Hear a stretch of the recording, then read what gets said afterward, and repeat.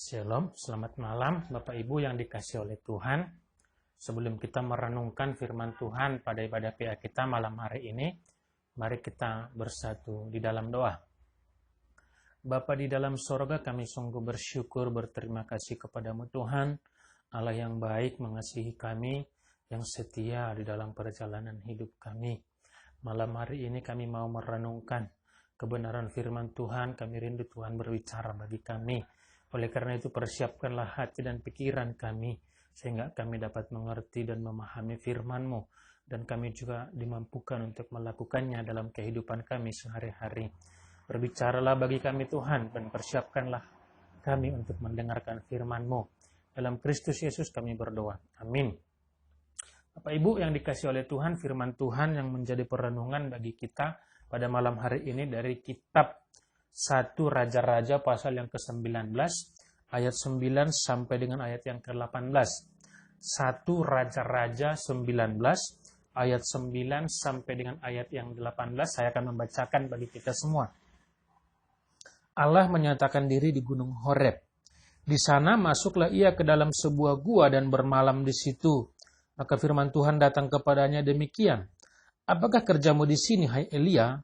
Jawabnya, aku bekerja segiat-giatnya bagi Tuhan, Allah semesta alam, karena orang Israel meninggalkan perjanjianmu, meruntuhkan mesbah-mesbahmu, dan membunuh nabi-nabimu dengan pedang. Hanya aku seorang dirilah yang masih hidup, dan mereka ingin mencabut nyawaku. Lalu firman-Nya, keluarlah dan berdirilah di atas gunung itu di hadapan Tuhan. Maka Tuhan lalu angin besar dan kuat yang membelah gunung-gunung dan memecahkan bukit-bukit batu mendahului Tuhan. Tetapi tidak ada Tuhan di dalam angin itu. Dan sesudah angin itu datanglah gempa. Tetapi tidak ada Tuhan di dalam gempa itu. Dan sesudah gempa itu datanglah api. Tetapi tidak ada Tuhan dalam api itu. Dan sesudah api itu datanglah bunyi angin sepoi-sepoi basah. Segera sesudah Elia mendengarnya, ia menyelubungi mukanya dengan jubahnya lalu pergi keluar dan berdiri di pintu gua itu. Maka datanglah suara kepadanya yang berbunyi, apakah kerjamu di sini, hai Elia? Jawabnya, aku bekerja segiat-giatnya bagi Tuhan, Allah semesta alam, karena orang Israel meninggalkan perjanjianmu, meruntuhkan mesbah-mesbahmu, dan membunuh nabi-nabimu dengan pedang. Hanya aku seorang dirilah yang masih hidup, dan mereka ingin mencabut nyawaku. Firman Tuhan kepadanya, pergilah, kembalilah ke jalanmu melalui padang gurun ke Damsyik, dan setelah engkau sampai, engkau harus mengurapi Hazael, menjadi raja atas Aram. Juga Yehu, cucu Nimsi, haruslah kau urapi menjadi raja atas Israel. Dan Elisa bin Safat dari Abel Mehola, haruslah kau urapi menjadi nabi menggantikan engkau.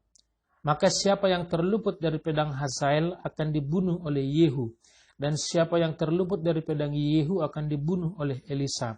Tetapi aku akan meninggalkan 7.000 orang di Israel, yakni semua orang yang tidak sujud menyembah Baal, dan yang mulutnya tidak mencium dia. Demikian pembacaan firman Tuhan. Berbahagialah orang yang mendengarkan dan merenungkan firman Tuhan dalam kehidupannya sehari-hari. Bapak Ibu yang dikasihi Tuhan, kalau kita membaca dalam kisah-kisah sebelumnya dari pasal 18 sampai dengan pasal 19 bagian awal, kita dapat melihat bagaimana iman Elia begitu hebat ketika mereka berperang di Gunung Karmel. Antara Elia, nabi Tuhan yang benar, dengan nabi-nabi Baal dalam menurunkan hujan. Dan kita dapat melihat bagaimana Allah yang hidup yang dilayani oleh Elia itu menyatakan kuasanya. Sehingga 400 orang nabi Baal itu dibunuh oleh Elia. Dan sesudah itu hujan turun. Tetapi oleh karena perbuatan Elia terhadap nabi-nabi Baal, maka Isabel, istri Raja Ahab, itu berikhtiar untuk membunuh Elia. Dan Elia melarikan diri dari tanah Israel ke tanah Yehuda untuk menyelamatkan nyawanya. Satu hal yang dapat kita lihat di sini adalah bahwa Elia itu sekalipun memiliki iman yang kuat, kepercayaan dan pengharapan yang kokoh di dalam Tuhan, ada momen-momen di dalam hidupnya dia berada di titik terendah dalam hidupnya. Itu apa? Pada saat dia terancam hidupnya, terancam nyawanya oleh karena yang berkuasa. Isabel pada saat itu berencana membunuh dia sehingga dia melarikan diri, mengasingkan diri. Nah, dan pada saat itu sekalipun dia meninggalkan tugas dan panggilannya, kita dapat melihat bagaimana Tuhan tetap menolong Elia untuk kembali bangkit, menolong kembali kepada panggilannya melayani Tuhan, menolong Elia kembali memiliki semangat dan kekuatan untuk melayani Tuhan di dalam hidupnya. Kita dapat melihat di dalam ayat 9 sampai dengan ayat 18 bagaimana komunikasi pembicaraan antara Allah dengan Elia. Allah dengan caranya sendiri yang mengenal dan memahami kita berbicara kepada Elia, bukan menghakimi, mempersalahkan Elia, tetapi Allah bertanya kepada Elia, Elia, apakah kerjamu di sini? Ini adalah suatu pertanyaan, bukan menginterogasi, bukan, tetapi adalah sebuah teguran kepada Elia untuk mengingatkan Elia apa tugas dan tanggung jawabnya, di mana seharusnya dia berada. Dan yang kita lihat adalah apa? Elia bukan menjawab pertanyaan apa yang diberikan oleh Tuhan kepadanya. Dia menceritakan apa yang dia kerjakan di masa lampau, bukan yang dia kerjakan pada masa sekarang, pada saat dia melarikan diri. Pertanyaan itu berulang sampai 2 kali dinyatakan oleh Tuhan kepada Elia, dan Elia selalu menjawab hal yang sama. Dan dapat kita lihat di sini adalah apa? Bahwa sebenarnya Elia sedang berada di dalam titik terendah dalam hidupnya, di mana dia sudah kehilangan semangat, sudah kehilangan pengharapan. Makanya Elia mengatakan, cabutlah nyawaku, aku tidak sanggup lagi melakukan pekerjaan ini. Tetapi di dalam kasihnya Allah berusaha tetap menguatkan Elia. Nah, ada beberapa poin yang dapat kita lihat dari pelajaran kisah Elia pada malam. Yang pertama, setiap kita orang percaya itu punya tugas dan panggilan bagi kita masing-masing. Apakah sebagai pekerja atau apapun. Dan Tuhan mengingatkan kita bahwa kita harus tetap bekerja bagi Tuhan, di mana Tuhan kita menempatkan. Dan sekalipun banyak tantangan, banyak masalah, banyak hambatan yang kita hadapi, mungkin itu membuat kita merasa letih, merasa lelah. Tetapi Tuhan yang mengasihi kita, Tuhan yang mengenal kita, Tuhan yang menyuruh kita, memberikan tanggung jawab bagi kita, itu akan tetap peduli, tetap mengingatkan, tetap menghibur, tetap memberikan pertolongan bagi kita. Nah, banyak orang lari dari masalah ya, sama seperti Elia. Mencari tempat yang nyaman, tempat yang aman, menghindar dari masalah, ya dengan alasan, ya saya tidak mau mengambil resiko, saya jatuh ke dalam dosa, saya tidak mau ambil resiko, saya terancam di sana. Tetapi yang menjadi perenungan bagi kita di dalam Allah bertanya kepada Elia adalah apa? Elia, apakah kerjamu di sini? Dan kita lihat Elia tidak melakukan apa-apa. Tidak ada sesuatu hal pun yang dia kerjakan yang berkaitan dengan tugas dan panggilannya di sana.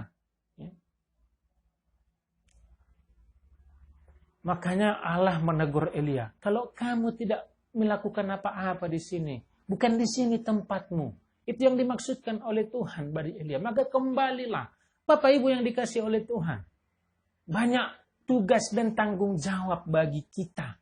Ya, saya melihat di dalam banyak pekerjaan, banyak aparat sipil negara yang harusnya melakukan tugas dan tanggung jawab di kantor. Tetapi mereka tidak duduk di kantor. Artinya apa? Tidak melakukan tugas yang semestinya. Banyak orang tua yang harusnya di rumah mendidik anak-anak, bermain dengan anak-anak, berdiskusi dengan anak-anak istri. Tapi mereka tidak ada di rumah. Banyak orang tua, ayah, ibu itu seharusnya